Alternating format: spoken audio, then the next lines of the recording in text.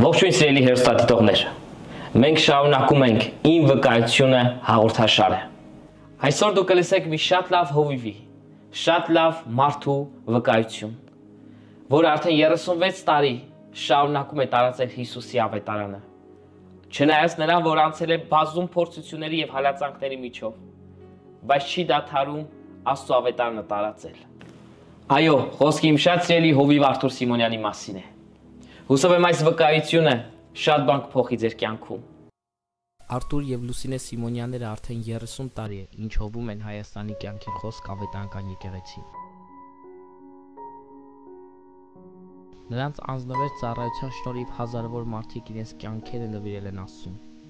Վերականգնվել են բազմաթիվ կոտրված կյանքեր, բարձրացել են նվիրված ծառայողների մեծ բանակ, հիմնադրվել են տասնյակ եկեղեցիներ Հայաստանում եւ արտերկրում, Մերձավոր Արևելքում, Եվրոպայում, Ռուսաստանի Դաշնությունում եւ ԱՄՆ-ում։ Երևանի եկեղեցու անդամների եւ հաճախորդների թիվը հասել է մոտ 10,000-ի։ Հովիվ Արթուր Սիմոնյանը նաեւ կյանքի խոս եկեղեցիների միջազգային համագործակցության խորհրդի անդամ է։ Հետխորհրդային տարածաշրջանի կյանքի խոս եկեղեցիների եպիսկոպոս։ Նա միջազգային խոսնակ է եւ առաքելական աշխատանք է իրականացնում աշխարհի տարբեր շրջաններում, լինելով հարյուրավոր հովիվների հոգեվոր խորհրդատու Հայաստանում եւ արտերկրում։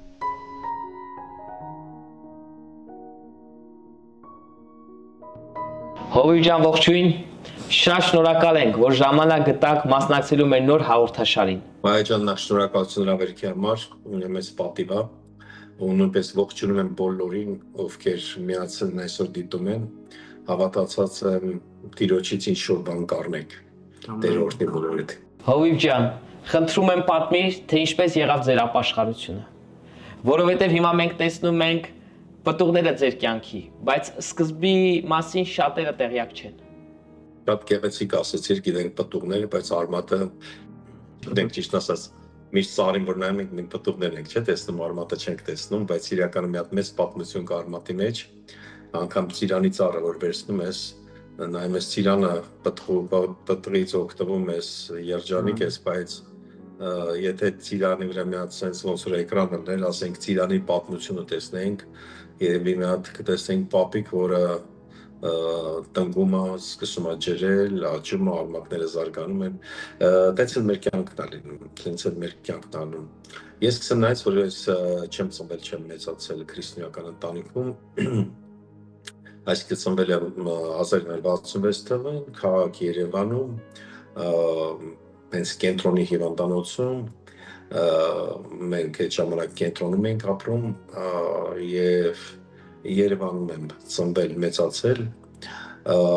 հայրս, մայրս չեն եղել հավատացյալ, պապիկս ընդհանրապես զինվորական էր, հավատքի հետ կապ չուներ, անգամ ինձ ասում էր, որ ուժեղ մարդիկ եկեղեցի չեն գնում, մեկ անգամ տատիկս եկեղեցի տարավից ու այնտեղ պոմ էին վառում, պարզապես մոմավառություն արեցին, հետո պապիկս որ շատ բարկացավ ու հետո ինձ կանչեց որպես պատանու դաստիարակելու, ասեց, գիտես, եկեղեցին կանանց տեղը ուժեղ մարդիկ եկեղեցի չեն գնում, այդ ոնց որ ասած լոզունգ մնաց իմ կյանքի մեջ, քանի որ պապիկս հեղինակություն էր ինձ համար։ Եթե մեծացա, իհարկե առանց Աստծո մեծացա, առանց Աստծո խոսքի, առանց ճանաչելությանը, բայց միշտ զգում եմ, որ մի հատ ինչ-որ կերպնական մի բան կա, բայց ոնց որ ասած զգում ես, բայց չես ուզում մեջը մտնես, գիտես կա ժամանակ չէ, որ գետ ես զգում, բայց մեջս հատկելու կարիք չկա, ուզում ես շրջանցես, որ այդ հարցի հետ կապ չունես, ոնց որ ասած նամանად երբ որ երեխա ես, պատանի ես, այդ հարցը քեզ շատ չի մտահոգում։ Վերջը 16 տարեկանից հետո արդեն ոնց որ ասած տեղափոխվեցի հայրիկիս հետ Ուկրաինա, այնտեղ աշխատում էինք, այնտեղ կրթությունը շարունակում էի եւ հետո դրանից հետո ոնց որ ասած շատ կարճ ժամանակով կար մարդ այնտեղ որ քարոզում էր ոնց որ ասած Աստծո խոսքը ոնց մի հատ պապիկ էր, բայց ոնց որ ըստեղից կա կողքից լսի, բայց եղբայրը շատ լուշադրությամբ լսում էր այդ ամեն ինչը եւ ոնց որ ասած դաժե անգամ կարծեմ տեղի ծառայությունից մասնակցում էր կարծեմ բապտիստական եկեղեցի էր ու հետո տենց ապրեցի արդեն գնալով ոնց որ սովորեցի գումար վաստակել, գումար աշխատել ու ոնց որ աշխատում էինք այդտեղ։ Հետո բանակ գնացի, բանակից որ վերադարձա, նորից իհարկե տարբեր տեղեր Հայաստան, Ռուսաստան աշխատում էինք միտեղ, որտեղ գազի խողովակներ էին քաշում ու ոնց որ ասած չգիտեմ, կյանքը ինձ ոնց որ ուրիշ է բարձրացրեց, ֆինանսական ոչ մի կարիք չունեի, սկսեցինք շատ ուժեղ տարբեր գործեր անել, ֆինանսներ վաստակել, ֆինանսներ աշխատել այդ ժամանակներում շատ, երբ որ մարդիկ ստանում էին 100 քանի ռուբլի աշխատավարձ, ես այդ ժամանակ օրը կարող էի այդքան աշխատեի, ոնց որ ասած տարբեր գործեր էինք դրել, տարբեր բաներ, բայց գիտես ոնց որ երբ որ ասուն չգիտես, մեղք ես գնում, այսինքն գումարը գալիս է որպես միջոց, երբ որ դու ասուն գիտես, դու արդարություն ես գնում, մարդկանց ես օգնում, եկեղեցի ես կառուցում, եկեղեցաշինության վրա ես դնում, ընտանիքիդ վրա ես դնում, ճիշտ արժեքների վրա ես դնում, որտեղ արժեքը տալիս է Աստված, բայց երբ որ դու չունես, ասուն չունես, գիտես ես աշխարհը տես կառուցված է, դու մեղք ես գնում, տես մեղքեր էի գնում, շատ լպրիշ ապրելով, աշխարհիկ ապրելով, այսինքն շատ աշխարհիկ ապրելով, երբ որ ես արդեն 22 տարեկան էի, հետաքրքիր մի բան կատարվեց, մենք նստած ընկերներով երիտասարդներ էինք բոլորս, խմիչք էինք օգտագործում, իհարկե ընկերները շատ խարփեցին, եւ հետո այդտեղ իրանց ընկերներ եկան, իրանց պատճառով կռիվ եղավ, եւ մի ընկերս մյուսին դանակահարեց, ու ինքը փախավ, ու ես մնացի դանակահարված ընկերոջս հետ, ոնց որ ասած փորը բռնած, մինչեւ ձեռքերիս մեջ այդ հիշողությունը կա, ոնց է ես իրան հիվանդանոց 10-անում, ես զգում եմ իրան ներքին ոնց որ ասած օրգանները, եւ հիվանդանոց տարա իհարկե փրկեցին, բայց աղիների մեծ մասը կտրեցին, մոտավորապես 6-7 ժամ վիրահատություններ, հետո ընկերոջս կողքը մնացի, բոլորը փախան գնացին, մենակ ես մնացի, հիվանդանոցում խնամում էի մոտ 2 օր, ու տեղ սկսվեց արդեն ինձ մոտ հարցերը, մայից վաղը, ինչ եմ ես ծնվել, միթե ծնվել եք մեռնելու համար, մի քիչ ոնց ասած ֆանտազիա շատ ուժեղ է, սկսեցի մտածել, միթե ծնվել ենք, որ դագաղի մեջ լինենք, որ թաղեմ, ոնց ասած կյանքի մի հատ ուրիշ էջ սկսվեց, սեզոնը փոխվեց, այն գարունը, որ դու ապրում ես, կամ գեղեցիկ աշուն, վերջացավ մի անգամից ձմեռ է սկսում, ու ոչ մի չկա, ու գիտես ոնց որ գրպանումդ գումար կա, բայց քեզ պետք չի, գնաց ռեստորան, ընդհանրապես չես ուզում, ինչ-որ մեքենա վերցնես, ընդհանրապես չես ուզում, ինչ-որ տեղ գնաս, միտեղ մի քաղաք թռնես, գնաս, ման գաս կամ մի բան, իհարկե կար տեղեր, որ կարելի է գնալս զբոսնել, բայց ոչ մի բան չես ուզում, ու այդ հարցը գնալով ինձ շատ էր տանջում,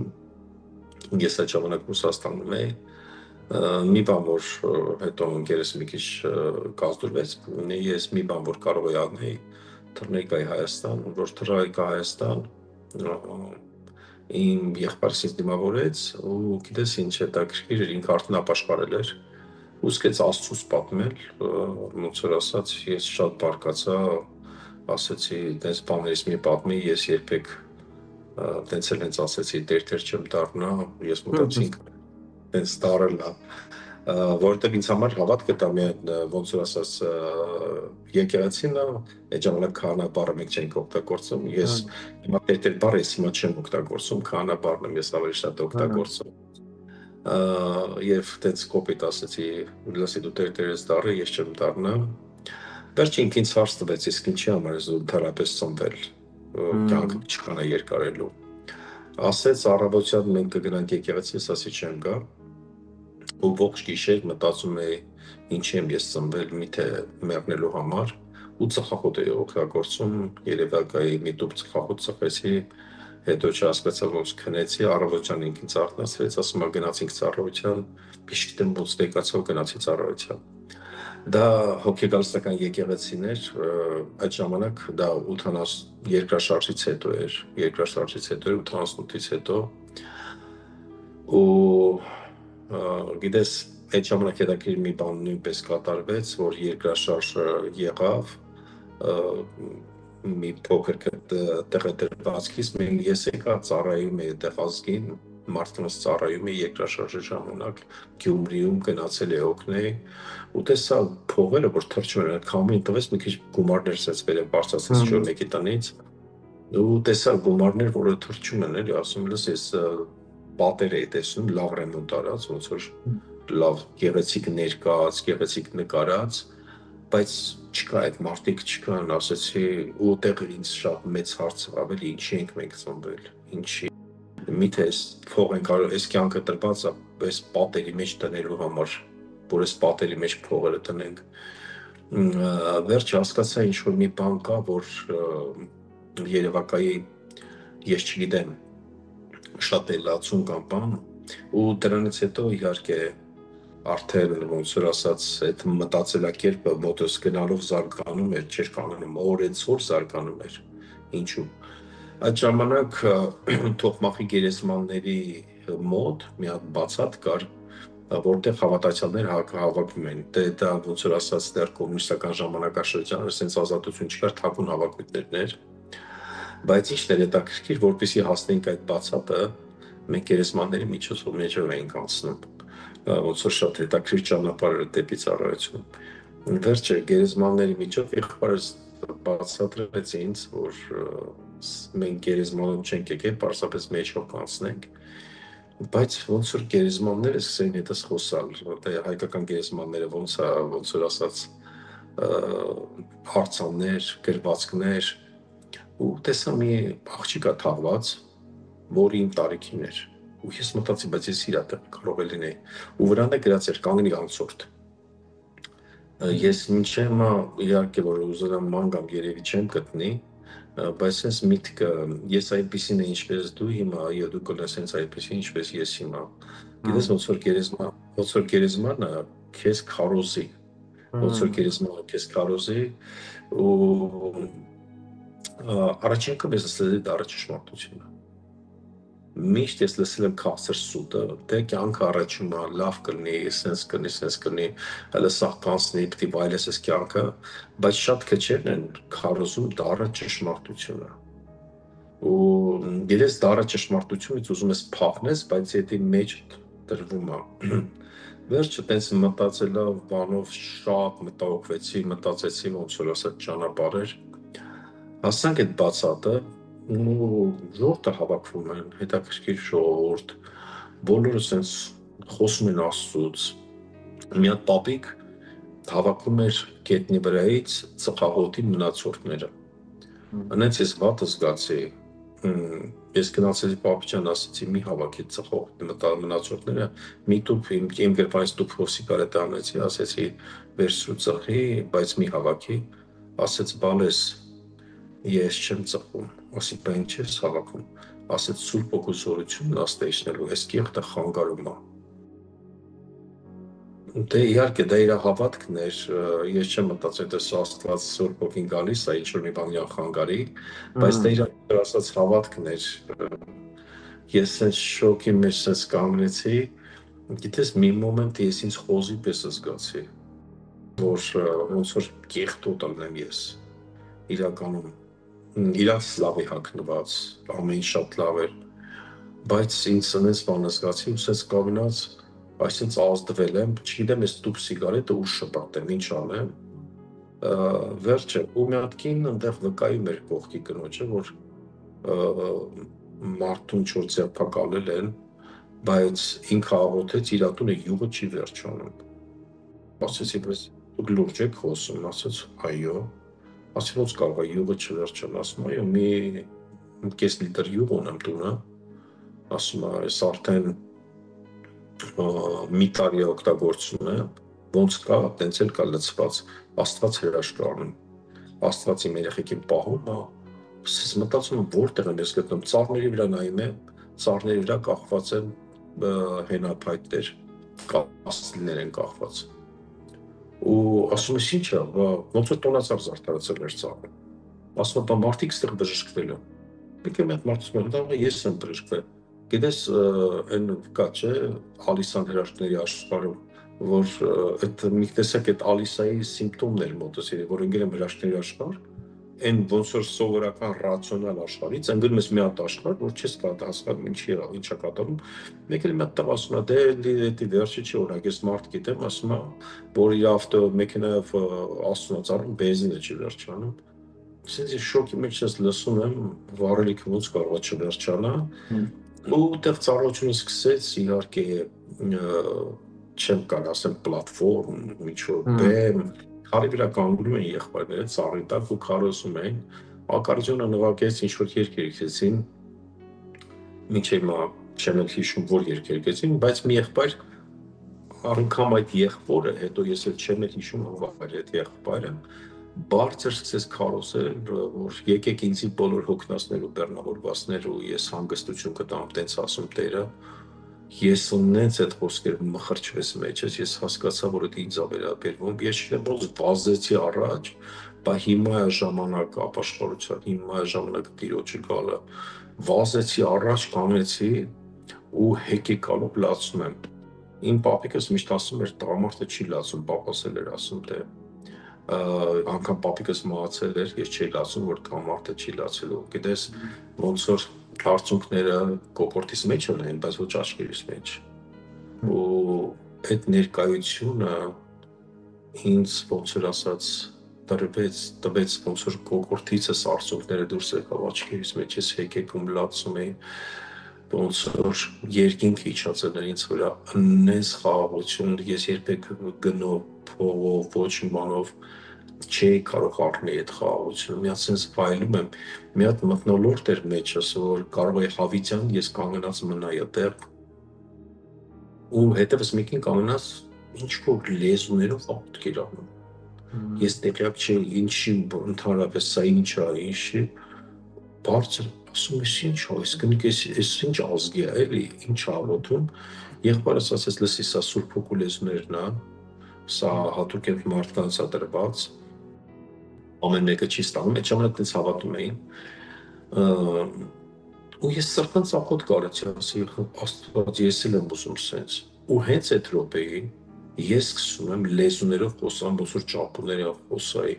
չեմ կարող դադարել մեկ է Սուրբ Հոգու ներկայությունը նենց է գալ, դե այդ ժամանակ ես չգիտեմ, որ Սուրբ Հոգու ներկայությունը է դի, բայց ես սկսում եմ վայելել Սուրբ Հոգու ներկայությունը, ընկնում եմ սենց գետնին, նստում եմ գետնին ու հեկեկալով լացում եմ ու այդ աղոթքն եմ անում, վերջը բոլոր կողքս հավաքվեցին, շատ մարդիկ կողքս հավաքվեցին, ինձ համար աղոթք ձեռնադրեցին, աղոթում էին, տարբեր բաներ, ու հետո ծառայությունը որ վերջացավ, ես պարզապես ես դրանից հետո ոչ քարոզ եմ լսել, ոչ երգ, ոչ բան, չեմ հասկացել ինչ է կատարվում, ես վայելում էի խաղաղությունը, վայելում էի ներկայությունը, հետո եղբայրս ասաց, արի գնանք տուն, ու ես չի ուզում գնայի, ասում եմ, չէ, ինձ տեղ լավ է, ես չի հասկանում, որ այդքան կյանքից հետո հյուրանոցներ, ռեստորաններ, ընկերներ, ընկերուհիներ կամ բան, ես կգտնեի իմ խաղաղությունը հենց այդտեղ, հենց այդ ժամանակ, վերջը եղբայրս վերցրեց մենք տուն եկանք, գիտես, վայ ջան, երբ որ Աստծո ներկայությունը գնում, սատանան հենց գալիս է միանգամից, իրիկունը հետաքրքիր բան կատարվեց, ոնց որ Աստծո ներկայությունը գնաց, ու միանգամից սատանան մտքեր բերեց, այդ ժամանակ եկեղեցում չկար երիտասարդություն կամ շատ չկար, կային, բայց շատ չէին, միթե կթողես այդ ամենը ցույց տվեց իմ կյանքը, իմ ապրած կյանքը, ընկերուհիներ, ընկերներ, շրջապատ, սենց, ու կգնաս ողջ կյանքը տես տատիկների հետ աղոթես, վերջը նորից ծխախոտը վերցեցի, սկսեցի ծխել, մտածել, ու այդ ժամանակ ես չհասկացա ոնց պարզապես քնեցի ես, ու հանկարծ մի հատ հետաքրքիր երազ, այդ ոնց որ ասած տեսիլք երազ էր, մենք հայերենում ասում ենք մենակ երազ, օրինակ ռուսերենում կասես մի բառ сон и сновидение, որ երազում տեսիլք ես տեսնում, դա 100% տեսիլք էր երազում, ու ես տեսա մի հրեշտակի, որը մեծ էր, ու կանգնած ինձ էր նայում, ու ես իր հետևից գնացի։ Մենք իջանք երկրի ոնց որ ներսում մի բան դուռ էր, շատ ժանգոտած դուռ էր ու բացվեց, ու ես հասկանում եի, որ դա դժոխքն է։ Ու ես ոնց որ բանտերը խոնավ հավիտենականության, ու որ սկզբից մտա ամենատխաճ ինչն էր, մեղքի հոտը, ամեն ոնց որ սատկած առնետները կամ կատուները, որ հոտ ունեն, ամեն մեղք ուներ այդպիսի գարշելի հոտեր, ու ինքը գնում էր ես իր հետևից, գիտես չկար հույս, որ վաղը լավ կլինի, այդ վաղվա հույսը ընդհանրապես գոյություն չուներ, ու ինքը ինչ որ ուզում ես հիշես, մոռանում ես, ինչ որ ուզում ես մոռանաս, հիշում ես այդտեղ, ու միշտ սատանայի ծիծաղը, ծաղրանքը, ու ոնց որ խոնավ տեղ էր, ես կրակի լիճ չտեսա այդտեղ, որտեղ Աստծո խոսքը ասում է, որ դժոխք կգցվեց կրակի լիճը, ինչ որ խոնավ, չկար լույս, չկար տաքություն, ցուրտ էր, ավոր ցուրտ էր, ու մարդիկ ինչ մահով մահանցել էին, ոնց որ մահանային ու էլի չմահանային, տես տանջվում էին մարդիկ։ Ու մի հատ ոնց որ ասած բանտի կամերաների նման էր, դուր բացվեց պապիկից տեսա այնտեղ, որովհետև ինքը ուժեղ կոմունիստ էր։ Շատ ճար աչքերով ինձ էր նայում, որ դու էլ եկար այստեղ, չկար էլի տես հարազատների ոնց որ ասած մոտիկություն, որ կարոտել են, դեռ չէ, դու զգում ես, որ հավիտենականության մեջ ես գտնվում, վաղը չկա, վաղը հասկացողություն, որ լավ կլինի, դա գոյություն չուներ։ Հետո ես գնացի մի հատ սենյակ, որ տեսա երիտասարդությունն է, իրեր 16-ից 25 տարեկան, բոլորը ոնց որ մի փոքր տեղ իրար վրա լցված են, գոռում էին տանջարից, ու հրեշտակ իմ ձեռքը բռնեց, ու ես մի բան ասեցի, եթե իրանք ինձ էին նայում, ու այդ հրեշտակին, սա ոնց որ երազի մեջ տեսիլ կա, էլի սենց երկար, տաղջիկը սենց ուժեղ ու մեր աչքերի մեջ էր նայում, այդ հրեշտակը ձեռքիցս բռնեց ու ես հիշեցի այդ աղջիկը ոնց որ ավտովթարից էր մնացել, ու մենք գնացինք, դեղը ինքը ոչ աղջիկ էր, ոչ տղա, Մեր Գիբսոնը Քրիստոսի չարչարանքները, որ հանել է, այդ ֆիլմի մեջ շատ հետաքրքիր է ինքը տվե այդ կերպարը, որ եթե հիշես այդ կերպարը դեպի ոչ աղջիկ էր, ոչ տղա էր, դա ինչ որ այդ ձևի մի կերպար էր, որ դու այսպես բռնած շատ աչքերը, կրակոտ աչքերով ինձ էր նայում, սենց շատ ջղայն, որ չես ուզել հանդիպես հետը, ոնց որ դու իմն ես, ես պետք է ամեն բան անեմ, որ քեզ վերցնեմ, ու մենք դուրս եկանք, հրեշտակը ինձ ասեց հետ նայի, ես հետ նայեցի, ասեց եթե մեկ անգամ էլ մտնես այստեղ, էլ այլևս այստեղից դուրս չես գա, ու ես արթնացա, բոլորը քրտինք է, ես քրտնած էր, ողջ մարմինս քրտինքի մեջ էր, կոտրեցի ծախախոտները, շպրտեցի, ալկոհոլը, ամեն ինչ գցեցի, աղբի դույլը, ու այդ օրվանից նվիրվեցի Տիրոջը, լիովին, մինչև այսօր, մի քիչ երկար պատմեցի, բայց կարելի էր ավելի մի քիչ ոնց ասած խորքեր անալ, բայց ինչքան կարողացա կարճ, սա իմ ապաշխարությունն էր։ Գիտես շատ անգամ մարդկանց որ ասում են ոնց ապաշխարություն, դե գնացի եկեղեցի ընդունեցի։ Ես կարծում եմ մենք ամեն մեկս ունենք ապաշխարության գերբնական վկայություն, որ մենակ այդ վկայությունը կարող է մարդկանց փրկություն բերի, որտեղ մեր հաղթանակը մեր վկայության մեջ է իրականում։ Հովիվ ջան, որքան ժամանակ է որ հավատքի մեջ եք։ Դե 80-ի վերջերում ապաշխարել եմ, այսինքն 89, լավ, վերցնենք 89-ում եմ ապաշխարել, եթե 89-ից հիմա արդեն դե աշխի 36 տարի է։ 36 տարի է։ Հովիվ ջան, մենք գիտենք, որ հալածանքները անպակաս են քրիստոնյայի կյանքից եւ հենց Աստծո խոսքը դրա մասին խոսում է։ Իսկ ձեր կյանքում ինչպիսի հալածանքներ են եղել։ Հենց ասեմ, բոլորս ինձնից հրաժարվեցին, որովհետև մեր շենքում հավաքվում էին հավատացյալները, ու մենք շատ ենք ծաղրում, որ կյանք չտեսած մարդիկ են սրանք կամ բան, ու ոչ ոք չէր ուզում ոնց ասած հավատացյալ լեբետներ, հետո գիտես ոնց է, այն ինչ որ քեզ միաբանում է, դա էլ բաժանում է։ Ինչի վրա ենք մենք հավաք, մեր ընկերությունը կառուցված էր ինչի վրա, Եկանք սրա տունը քեֆ արեցինք, նրա տունը քեֆ արեցինք, պատիվ տվեցինք սրան, այս ռեստորանում եղանք, այն ռեստորանում, բայց արդեն երբ որ քո կյանքը դառնում է աղոթքի կյանք, էլ ոչ մեկին ձեռնտու չի, որովհետև այդ սեղանները չկան, այն մյուսը չկա, ի՞նչն է մեզ միաբանում։ Օրինակ ասում են, մենք ընկերներ ունենք, չէ՞, ոնց որ մարդիկ մենք իրական շրջապատ ունենք։ Մի հատ մեծ ուզում ես հարց տաս, իսկ ի՞նչն է ձեզ միաբանում այդ ընկերներիդ։ Սեղանները, դժվարություն կամ բան, իրար հետ կարող եք պարզապես գնաք ծառայության, աղոթեք կամ մի բան։ Վերջը ընկերներս հրաժարվեցին, ասենց հարցը դրեցին, ասեցին կամ մենք, կամ Աստված, կամ քո նոր ընկերները։ Ես ասի գիտեք, ես մի բան գտել եմ, ոչ մեկ էլ չեմ փոխի։ Ես ուզում եմ ձեզ հետ ընկեր մնամ, բայց եթե դուք ինձ այս հրաժարվում եք, ես Աստծուն եմ պահում։ Ու իրանք ասին, դե գիտես ինչ, ուրեմն մոռացի, անգամ շատ խիստ, մոռացի մեր համարները, մոռացի մեր հասցեները, ու ես որ անցնում եմ բարևում էի, անգամ սենց սկսում են ծաղրել, Տեր եկավ, Տեր հայր, այսօր վերջը քանի հատ ոնց որ ասած, քանի հատ աղոթք ես արել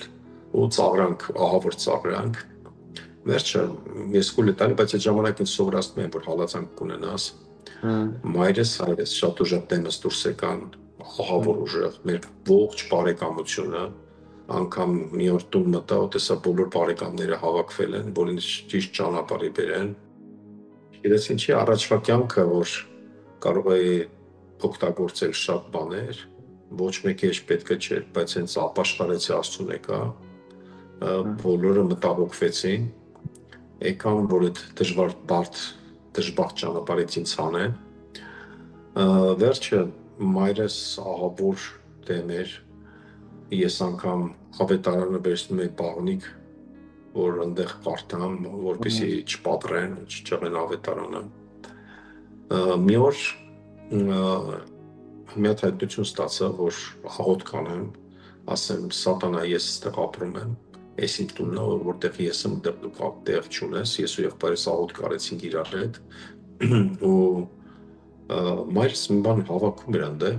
ու հանկարծ մի բան ձեռից ընկավ ու ձեռքը ճղեց, սենց կանգնեց, ասեց ես երևի շատ եմ Աստծո դեմ դուրս եկել, հա։ Ու մայրս ապաշխարեց, մեկտեղ որոշում կայացրեցինք, որ մեզանով վերջանում անեծքը ու գալիս է օրհնությունը։ Հետո սկսեցինք բարեկամներին ապաշխարության բերել։ Իրականում մեզանից հետո չի եղել մի մարդ մեր բարեկամության հարազատության մեջ, որ դժոխք գնա, բոլորը ապաշխարեցին, բոլորը Տիրոջ ընդունած երկինք գնացին, բայց հետո գիտես ինչ հետաքրքիր բան իմացա, խորքուրս, որ Թիֆլիսում էր ապրում, իրանք գաղթած էին Ղարսից, իրանք Ղարսից էին գաղթած ու եկել էին Գյումրի, Ղարսից հետո, Գյումրուց հետո գնացել են Թիֆլիս, հետո հայրս Երևան էր տեղափոխվել, իսկ իրանք Թիֆլիսում էին մնացել, այդ ժամանակ Գյումրի չէր, ոնց կարծեմ Ալեքսանդրապոլ էր կոչվում, ու ինքը պատմեց, ասեց, գիտես զարմանալու չի, որ դու դառել ես հավատացյալ, ասեց ինչի, ասում է դու գիտես, որ քո ոնց որ ասած պապիկի հայրը քահանա է եղել, Ֆարսի քահանաներից մեկն է եղել, որ միշտ աղոթում էր ու իր կինը, ասում ամուսնացած էին իրանք, ու իր կինը ուժեղ հավատացյալ էր, միշտ աղոթում էր, անգամ կոմունիստները որ եկան, ասում էր Տեր Աստված իմ սերունդը օրհնի, որ իմ սերունդը քեզ սառայի, ասում է երևի իր աղոթքն որ լսվել է, իմ համար նորություն էր ու իրականում շատ հետաքրքիր էր էլի, որ այդ ամեն ինչի իմացա ես։ Հալածանքները շատ էր, ես կարելի ասել կորցրեցի, ծնողներս հարց դրեցին կամ մենք, կամ քո Աստված, ընկերներս հարց տվեցին կամ մենք, կամ քո Աստված, այնտեղ էլ որտեղ գումար էի վաստակում հարց դրեցին կամ մենք, կամ Աստված, բոլորին ասեցի Աստված, զրկվեցի միանգամից գումարներից, ընկերներից ու ծնողներից, միանգամից, հետո անցավ տարիներ, ձեռք բերեցի, զրկվեցի մի 5-6 ընկերների, բայց հետո վերջում շատերը հիմա չկան էլ, իրանք ապաշխարեցին, բայց ձեռք բերեցի ողջ աշխարհով ընկերներ, զրկվեցի, ծնողներս հրաժարվեցին փոքր ժամանակով, հետո ձեռք բերեցի հավատացյալ ծնողներ արդեն, ու ողջ աշխարհով մեկ բարեկամներ, հարազատներ ու բարեկամներ, աշխարհում մի կետ չկա, որտեղ ես չունենամ հարազատ քույր եղբայրներ։ Ոնց որ ասած, գումարները, որ գալիս էր, զրկվեցի դրանից, բայց հետո սկսեցի տիրոջ օրհնությունը եկավ ինձ վրա։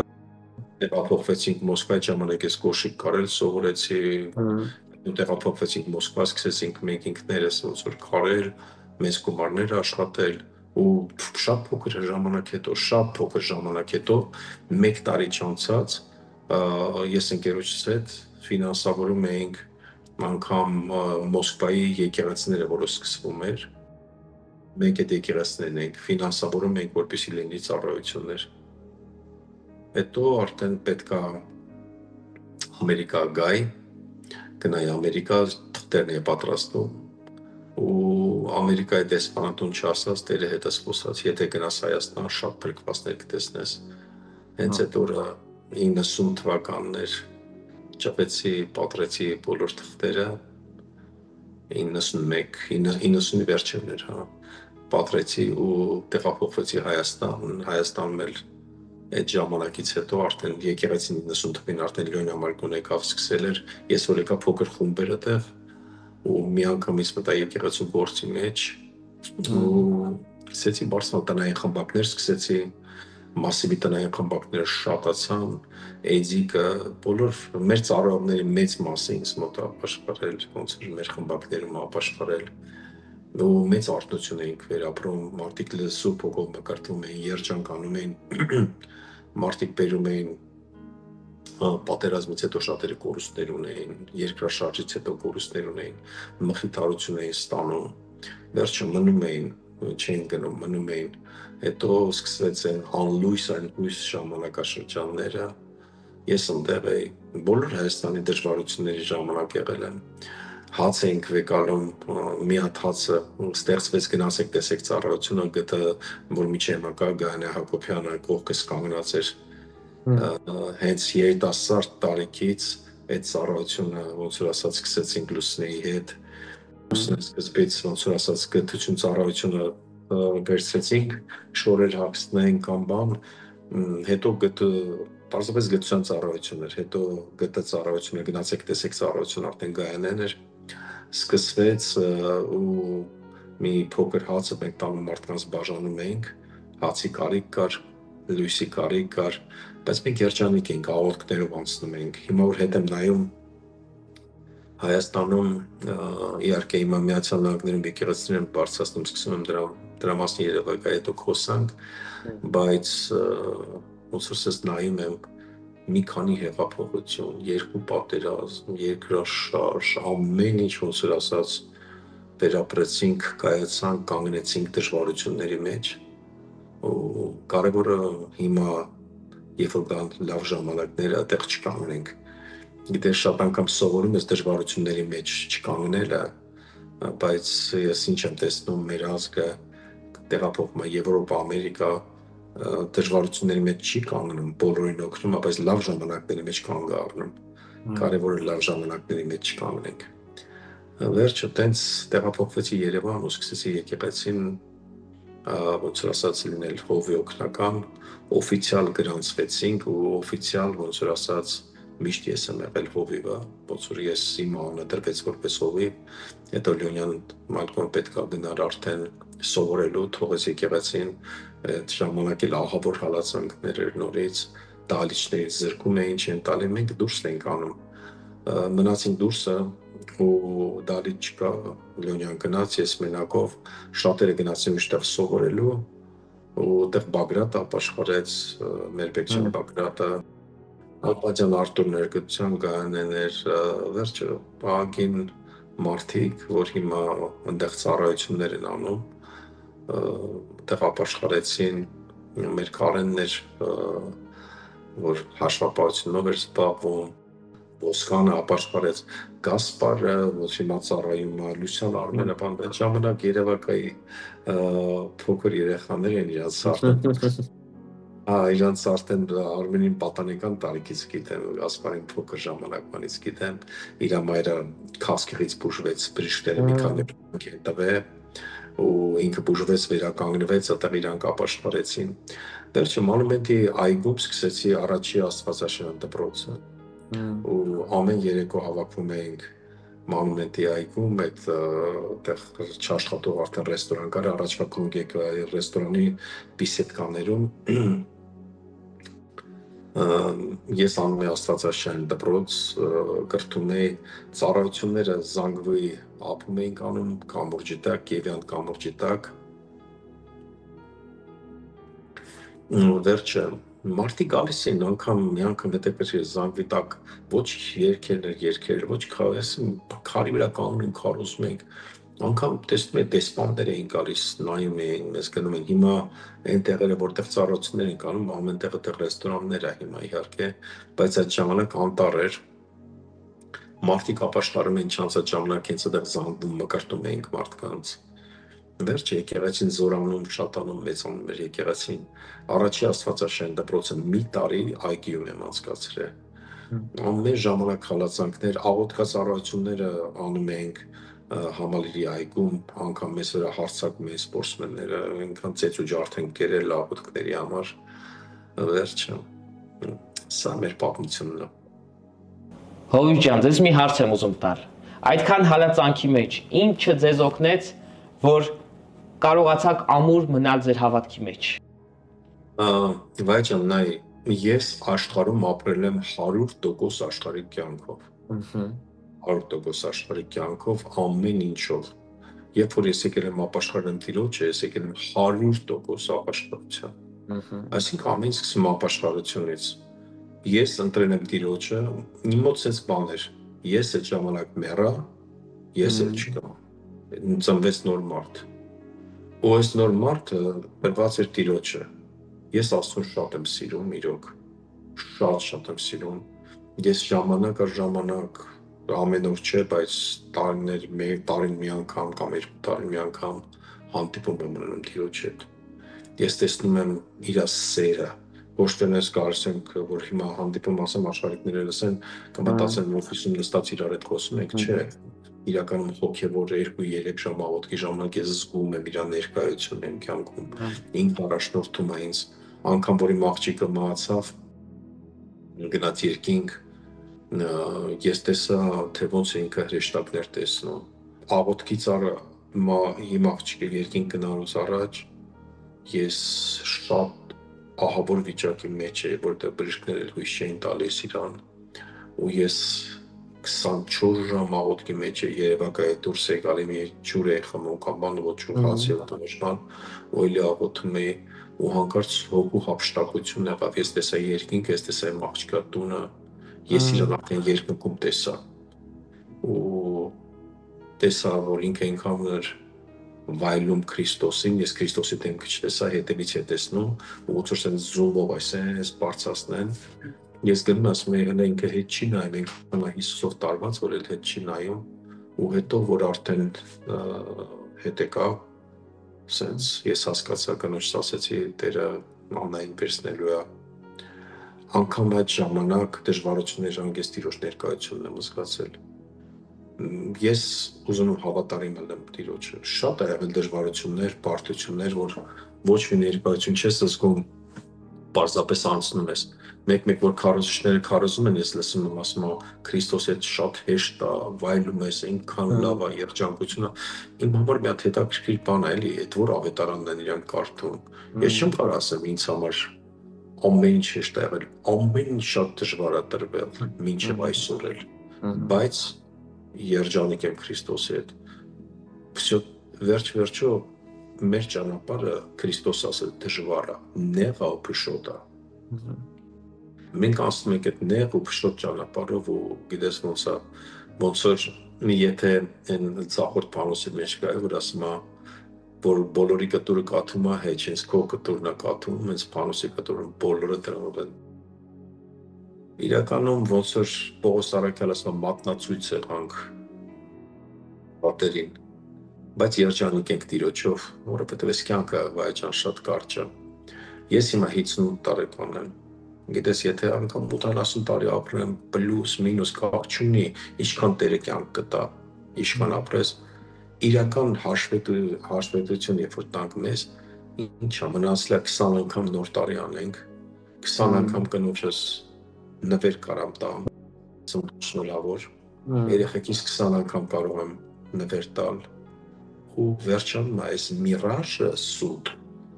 դառը այդ քաղցր սուտը, որ ապրի, բայլի, սենց,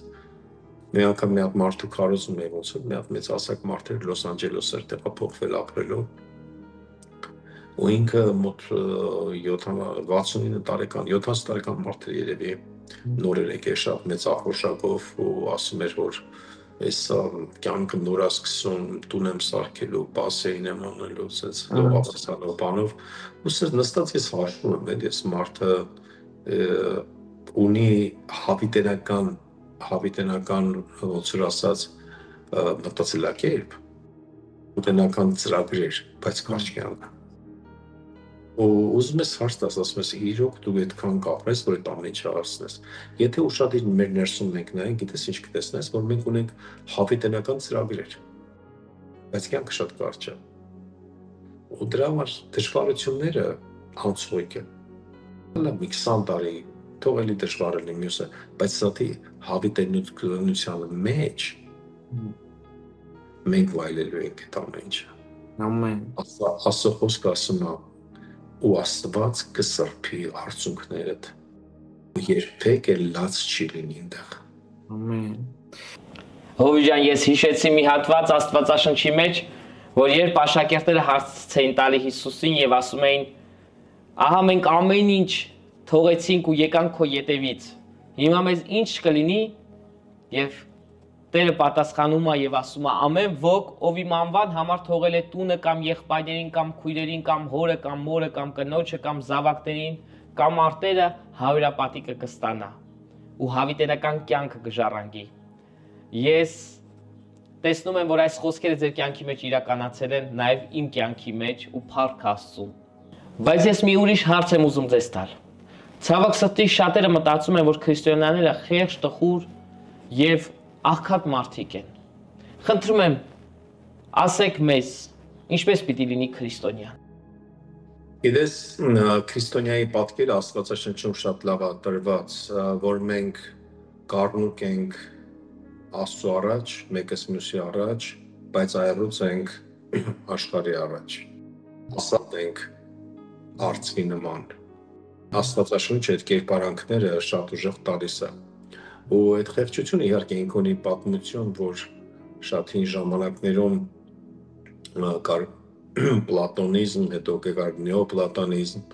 ու հետո կարծեմ իշխանաբիշն Ավգուստինոսն էլ մի քիչ ներմուծություն արեց դրա մեջ։ Վերջը այդ աղքատություն, այդ խեղճությունը մտավ եկեղեցի ու եթե Սուրբը համարվում էր աղքատ խեղճ մարդը,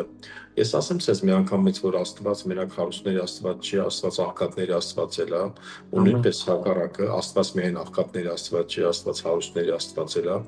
Մենք տեսնում ենք Քրիստոսի ընթացքում, որ ասում շատ կանայք Քուզիայի կինը կառավարիչների, որը կայսրի տնից էր կամ բան, ֆինանսերով ծառայում էին Հիսուսին։ Մենք տեսնում ենք Նիկոդեմոսը եկավ, այսինքն Քրիստոսի կողքը ոչ թե մենակ մի քանի մարդ էր հավաքված, որ չեն կարող ձուկ բռնել, այս շատ ազդեցիկ մարդիկ գալիս էին ու ուզում էին մի բան ստանալ։ Անգամ Հերովդեսն ու Պիղոտոս իրանք ես ինչ եմ տեսնում, Հերովդես ինչի ատեց Քրիստոսին, որտեղ տեսնել ուզում էր մի բան Քրիստոսից ստանալ ինքը։ Բայց մենք տեսնենք Պողոս Արաքյալի կյանքով, որ կայսրի հետ հանդիպելով կայսրը ուզում էր մի բան ստանալ Պողոս Արաքյալից։ Այսինքն մենք չենք խոսում խեղճ մարդկանց հետ, մենք խոսում ենք այն մարդկանց մասին, որոնք կարողացան փոխել աշխարհի գույները, իրանք կարողացան մթնոլորտ աշխարհի փոխել, օրինակ Եփեսոսը հիմա գտնվում է Թուրքիայի տարածքում, եթե մարդ լինի Եփեսոսում, այդ 5 քաղաքը պահպանվել է, որտեղ մի հատ մեծ ամֆիթատրոն կա, երևակայի մի 10,000 տեղանոց, գիտես ինչն է հետաքրքիր, ինչի Պողոս Արաքյալը մտավ, ոչ թե մի հատ խեղճ, ոնց որ ասած Անտուն Թափառական նստած փող էր հավաքում ու այդ քաղաքին ինքը խանգարեց, չէ, դե չէ, ինքը շատ հսկա ձևի մտավ այդտեղ, գրված է կուրքերի վաճառքը կանգնեց։ Արփինները բոլորը դուրս եկան, Քրիստոսի դեմ, Պողոս Արաքյալի դեմ, որովհետև իրանց բիզնեսն էր կանգնել, ինքը կանգնացրեց բիզնեսը, կրապաշտությունը կանգնացրեց։ Այդ ամֆիթատրոնը հիմա նայում ենք, ասենք թե Ռեխարդ Բոնկե կամ մյուսների, որ ծառայում են, չէ, Պողոս Արաքյալը ամֆիթատրոնն էր հավաքել։ Ամֆիթատրոնը, որտեղ գնում էր գլադիատորական կռիվներ կամ բան, որը Ռոմի կայսրության ժամանակ այդ ամենակարևոր տեղն էր։ Պողոս Արաքյալը հավաքել էր ամֆիթատրոնը ու քարոզում էր, ու հետո կառավարությունը, դատերը, դատարանը ողջ իր դեմ կանգնեց, որ վրընդեն Պողոս Արաքյանին։ Նայում ես Ֆիլիպոսի կյանքը, հետագայում որ նայում ես մի հատ ուրիշ քաղաք կա, որ Լաոդիկն է կարծեմ, թե որտեղ է, որ հետո ինքն եկել այդ քաղաքն է փոխել։ Այդ Արաքյալները, բոլոր ծառայողները այդ ժամանակվա չեն եկել մի հատ տան վրա ազդեցություն թողել։ Իրանք ազդեցություն են թողել մեծ մշակույթի վրա։ Վերցնենք Կորինթոսը։ Եթե Աթենքում մեկը լինի, կարող է մեքենա նստի, մի ժամվա ճանապարհ գնա Կորինթոս, ու ինչ կարող է տեսնի, չէ՞ որ Կորինթոսը դա մեղքի քաղաք էր, ինքը ոնց որ ասած նավահանգիստ էր, ու գնում են Կորինթոս, ինչի համար են մարդիկ Կորինթոս գնում, ոնց որ ինքը շոփինգ սենտր էր, նույնպես առևտրի էին գնում, որտեղ բոլոր նավերը այդտեղ էին ինչ կանգնում, առևտուրը մեծ շուկա էր, մեղք գործելու են այդ քաղաքի մեջ գնում, հարբելու, շնություն անելու, ու շատ են շնացողներ, ոնց որ ասած գնում են համ շոփինգի, համ էլ ոնց որ ասած հանգստանալու,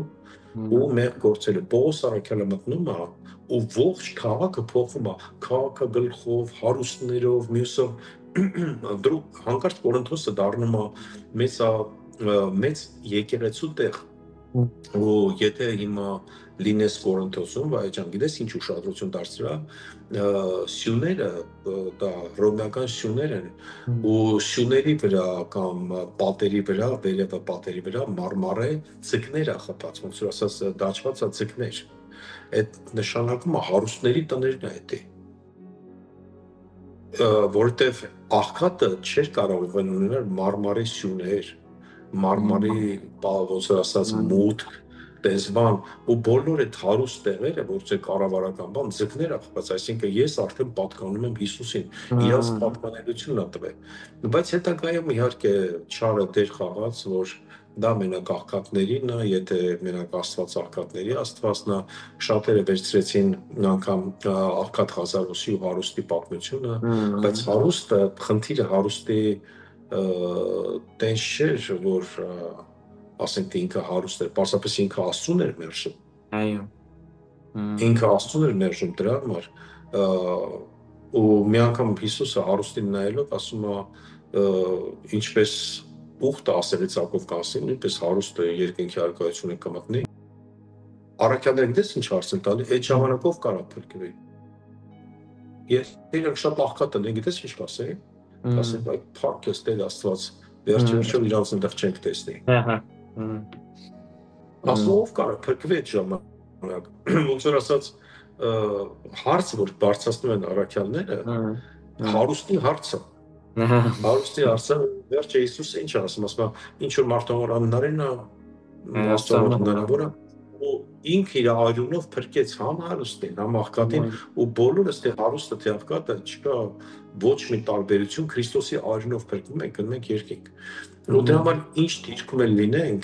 մենակ մենք պետք է չմոռանանք ծառայենք, Աստծո խոսքը ասում է ամեն մեկը այն պարգևը որ ունի, թող ծառայի։ Ամեն։ Մեկը կարող է ծառայի իր ոնց որ ասած ուժով, մեկը իր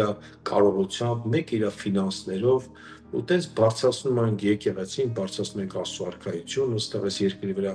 Աստված կանչում է ամեն մեկին, սկսած ամենափոքրից մինչև ամենաթագավորը։ Կրկին շնորհակալ եմ Հովիվ ջան այս հիանալի վկայության համար։ Ես հավատում եմ, որ մենք դեռ շատ այսպիսի հաղորդաշարեր ենք ունենալու, որովհետև ժամանակի պատճառով մենք շատ հարցերի պատասխաններ չստացանք։ Այ օրինակ համացածում մենք շատ ենք տեսնում Երևանի կյանքի խոս եկեղեցին իր մեծությամբ, որը եթե չեմ սխալվում ամենամեծ ավետարանական եկեղեցին է տարածաշրջանում։ Բայց թե ինչպես է կառուցվել, դրա մասին շատ տեղյակ չենք, բայց հավատում եմ, որ մյուս հաղորդումներին դուք կպատմեք մեզ, թե ինչպես է կառուցվել այդ հսկայական եկեղեցին։ Շատ կարևոր վկայություն կլինի, մի օր կարանք տրամադրենք դրան, որովհետև իրականում դա շատ լավ վկայություն է։ Դեռ շատ բաներ կվկայենք, շենքի շինարարությունը, ճանապարհ դեպի եկեղեցաշինություն աշխարհով մեկ, թե ոնց առաջնորդեց Աստված։ Գիտես, նույնպես շատ հետաքրքիր հարց է, որ այսօր իրականում ցակում այդ սերնդափոխությունն է, սերնդափոխության հարցը։ Շատերը ինձ հարց են տալի, ոնց կարողացար պատերազմներ անցնես, հեղափոխություններ, այդքան եղան, այդքան դժվարություններ, լույս չկար, հույս չկար, ոչ մի այդ ամեն ինչ անցար, շենքը կառուցեցիր, հենց շենքը արդեն պատրաստ էր, բոլոր թիմը պատրաստ, պարզապես ապրի, դու հանձնում ես ավելի երիտասարդ սերունդի, ոնց որ քաշում ես վրա։ Գիտես, ես ուզում եմ միշտ օրինակ լինեմ, դրա մասին հետո նույնպես կխոսանք, ուզում օրինակ լինեմ անգամ ապագա սերունդին, ովքեր կմեծանան մեր եկեղեցում, նույնպես հիմա որ կան, որ երիտասարդ սերունդին տեղ տան, որ սերնդափոխությունը միշտ պետք է լինի եկեղեցում,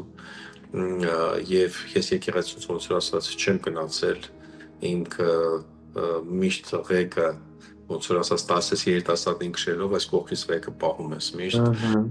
Ես արդեն այդ գործի մեջ եմ ու գնալով ոնց որ ասած ավելի եմ զարգացնել սերնդափոխության գաղափարը, որտեղ միշտ խոսամ ավետարանական եկեղեցիներում արդեն սովորած է, որ հողը հենց այդ աթոռի վրա էլ գնում է երկինք, եկեղեցին ծերանում է հողի հետ միասին, բայց ես ուզում եմ իրականում միշտ սերնդափոխությունը լինի ու թարմանա եկեղեցին, առանց սերնդափոխության թարմություն չկա։ Ամեն։ Շնորհակալ ենք, Հովիվ ջան։ Տերոմից է շատ եղեկորտնված, կուզեմ Վայ ջան աղոթեմ մարդկանց համար, ովքեր մեզ լսում են այսօր, մեզ լսում են, զգում եմ, որ Տիրոջ հոգին կապնի ամեն մեկին։ Ամեն։ Հայր իմ Աստված, Հիսուս Քրիստոսի անունով խնդրում եմ ամեն մարդու համար լսում այսօր Տեր իմ Աստված, որ չլցվի թշնամությունով, չլցվի տարբեր վատ մտքերով, այլ լցվի քո խաղաղությունով Տեր իմ Աստված ու քո ներումով, որպեսզի ների ուրիշների նույնպես Տեր իմ, եւ խնդրում եմ, որպեսզի սերը բարձրանա, որ մենք ավելի շատ սիրենք մեկս մյուսին ու երկինքը տարածենք ստեղ Տեր իմ Աստված այս երկրի վրա, որ մենք ունենանք հավիտենական կյանք եւ հավիտենականության մեջ վայելենք մեկս մյուսին, օրհնի բոլորին, որ լսում է Տեր իմ Աստված Հիսուս Քրիստոսի անունով։ Ամեն։ Ամեն։ Աստված օրհնի ձեզ սիրելի հերոստատիտողներ, քույրեր եղբայրներ Քրիստոսով, եւ այն մարդիկ դեռ ովքեր Քրիստոսին չեն ճանաչել, ժամանակ մի կորցրեք, մոտեցեք Հիսուսին, ձեր կյանքը տվեք նրան, ամենաքաղցր կյանքը Քրիստոսով կյանքն է,